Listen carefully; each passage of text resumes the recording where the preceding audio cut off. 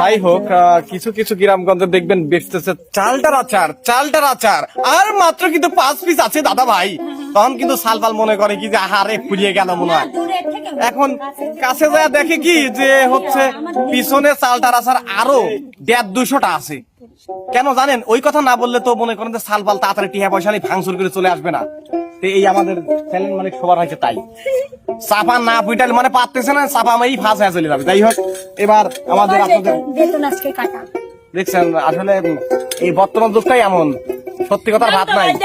জি ভাই, যাই হোক আমাদের বলক সুন্দরী নাইমা আপা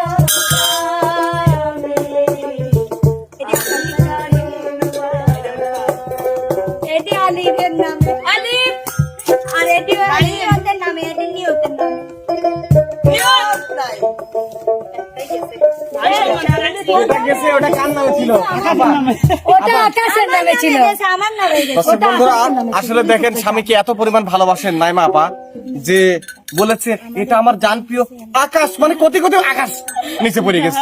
তারপরে ছেলে মেয়ে চাচা ভাইস্তি যার নামে লেছে ভাই একটাও যায় নাই। যাই হোক আকাশকে অসংখ্য ধন্যবাদ। আকাশ ভাই আজকে আপনি নাইমা আপাকে এই ভালোবাসা বোঝেন না। সেদিন মিমের হাজবেন্ড আসছিল, মিম প্রত্যেকটা খেলাই জিতছে, আর ও আজকে নাম নিয়েছে তাই একটা জিতেছে, বুঝতেই জানি। ধন্যবাদ, অসংখ্য ধন্যবাদ আকাশ ভাই। আপনারা হ্যাপি ফ্যামিলি, হ্যাপি থাকবেন, দোয়া রাখি। এবার একটু বিনোদন দেন। শোনান বিনোদন যেহেতু সেই ফাঁস হয়েছে, তাকে পুরস্কারও দেন, বিনোদন নেই। আসলে আগে পুরস্কার দিলে হবে কি এই হাতের মধ্যে মুঠ পাহাড় লিয়ে সেরে এবার করে গান করবে, বুঝছেন? আর এখন নাইছে গিয়ে নাচবে কাবে। আপনিও আসেন আপনি করে দেখছেন না জানেন। হ্যালো বন্ধু তোমার ভালোবাসায় আমায় পাগল করে দিয়েছে।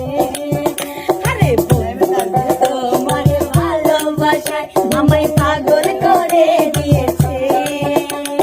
পীড়িতের বন্যায় আমার মনটা কেড়ে নিয়েছে।